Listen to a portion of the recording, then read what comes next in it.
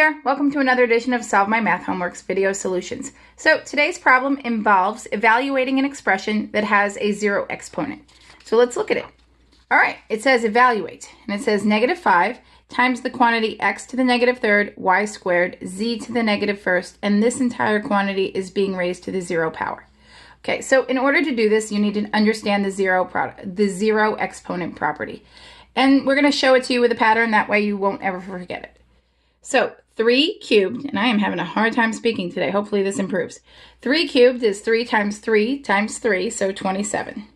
Okay, we lower the exponent by 1, keeping the base of 3. 3 squared is 9. Once again, keep the base of 3, lower the exponent by 1.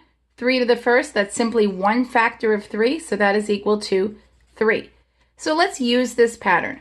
We have a base of 3 each time. We've lowered the exponent by 1, and we see over here that our pattern is dividing by 3. Okay, each time the pattern is dividing by 3. That makes sense. Each time we're multiplying by one less factor of 3, so the product should be the quotient of 3. So 3 to the 0 power, if we know nothing other than this pattern we have observed, 3 divided by 3, anything over itself, is 1. Okay, so 3 to the 0 power, therefore, is 1. Well, therefore, it should be and is 1.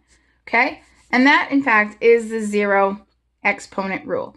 Anything to the 0 power is equal to 1. Okay, remember that, and you can do these problems with ease. So let's look at finishing this problem over here now.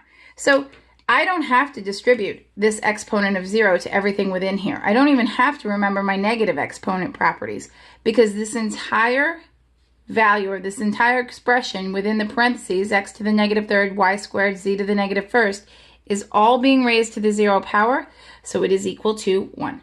So I wind up having -5 times 1, which is just -5. There, done. They tried to confuse you. They threw a lot of things in here they know you don't like. I'm surprised they didn't throw a fraction in here.